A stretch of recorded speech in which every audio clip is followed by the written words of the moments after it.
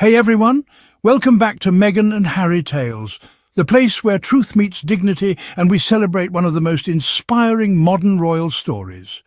I'm your host Adrian, and today we're diving into the magical, unforgettable and yes, controversial Disneyland trip that the Sussex family took recently. From VIP perks to media meltdowns, we're breaking it all down, and trust me, you'll want to stay until the very end. Let's start at the beginning. Meghan Markle, Prince Harry and their two beautiful children, Archie and Lilibet, were spotted at Disneyland California Adventure just last week. The family was seen smiling, holding hands, and enjoying all the magic of the happiest place on earth. And if you've seen the photos, you already know it looked like a genuinely joyful day out, just a family making sweet memories with their little ones. But what made this day so special wasn't just the adorable snapshots of Lilibet grinning from ear to ear or Archie clapping along during a character parade. It was the way Meghan and Harry were just being parents. Not royals, not global public figures, but hands-on, loving, involved parents. And honestly, that's the kind of content we need more of in the world. Sure, they weren't there during a quiet time, it was a busy spring day, but they had help. Yes, they opted for one of Disneyland's famous VIP tours, and no, that is not something worth criticising. In fact, it was a smart, safe and loving decision. Now let's break down the big question. What even is a VIP Disneyland experience? Some fans in the comments section last Sunday were shocked by the cost. Others knew all the details. For those who don't, here's the scoop.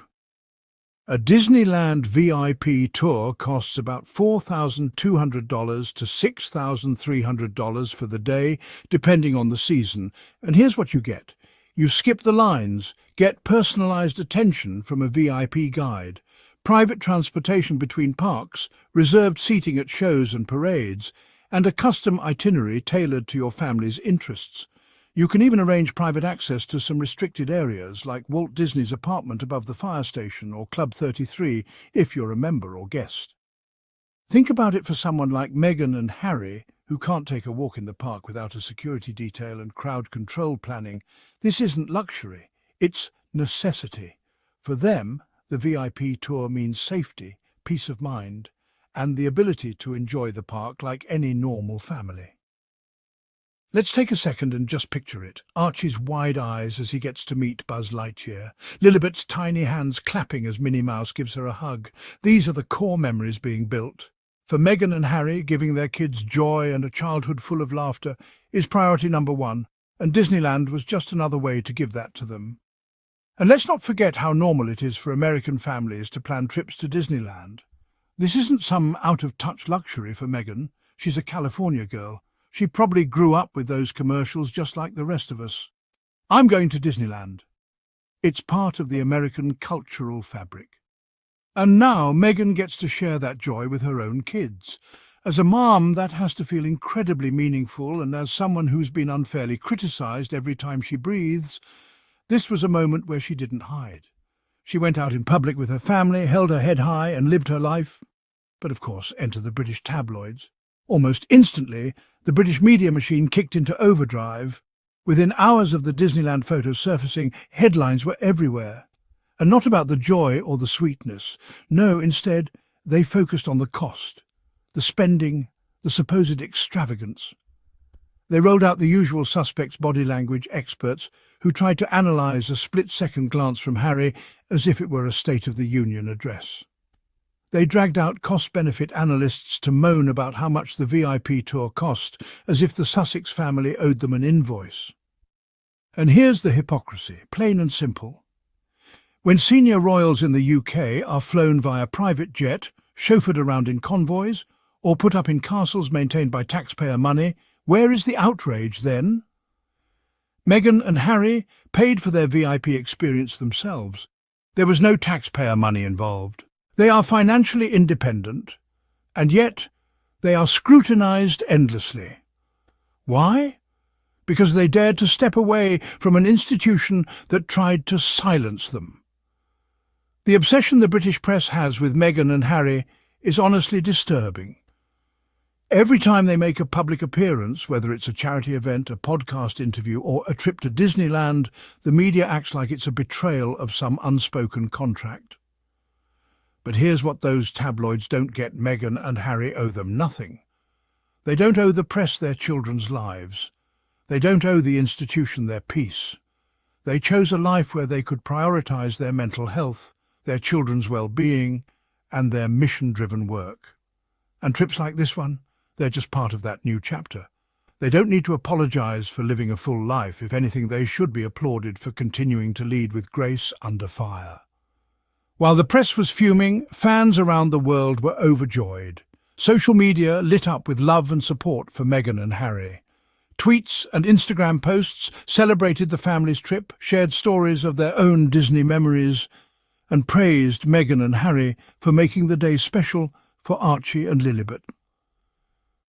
One comment that really stuck with me was from a mum who said, "Seeing Meghan smiling with her kids at Disneyland reminded me that we all deserve joy no matter what the world says about us." That hit hard. Meghan and Harry are more than royals. They're parents, partners, leaders and survivors of intense media harassment. And seeing them out and about, doing something simple and joyful, was a breath of fresh air. This trip was more than just a day at a theme park. It was a powerful example of boundaries and balance. It showed that the Sussexes are committed to giving their children a life filled with normalcy, but without sacrificing safety or dignity.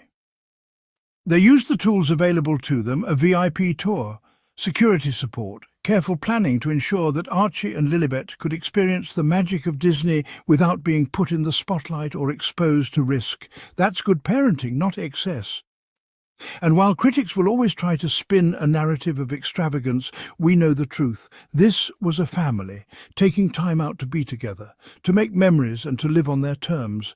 That is something to celebrate, not condemn. It's hard not to notice the double standard here. When other royal families vacation, whether it's on yachts, ski resorts or international tours, the media often uses flattering language: duty, tradition, stately engagement. But when Meghan and Harry spend their own money on a theme park trip, suddenly it's all about cost and judgment. This isn't journalism, this is character assassination dressed up as commentary. The truth is, Meghan and Harry didn't just escape the palace, they escaped the narrative. And that's what the press can't stand. They want to control the image. They want to keep Meghan in a box, quiet, obedient, grateful. But she said no. Harry said no. And that's why they're still being punished in headlines. This Disneyland trip was a beautiful reminder of everything Meghan and Harry stand for: love, freedom, family. They're creating the childhood they want for Archie and Lilibet, one not defined by palace walls or media cruelty. Every step they take in public is an act of defiance and courage. They're reclaiming their story. And whether it's walking through Disneyland or launching a mental health initiative, they're doing it on their terms. This trip wasn't a scandal, it was a celebration. So the next time you see a tabloid headline screaming about the cost of a Sussex family trip, remember the real cost, the toll of being under a microscope 24/7, and the real reward: joy, peace, memories that matter. Thanks for tuning in to Meghan and Harry Tales. If you enjoyed today's episode, don't forget to like, subscribe and share with your friends. Drop your thoughts in the comments, especially if you've ever done a VIP Disney tour or have tips for visiting with kids. I'm Adrian, and I'll see you next time with more truth, heart, and real royal stories. Let me know if you'd like a thumbnail description, title ideas, or edits to adjust for a specific audience.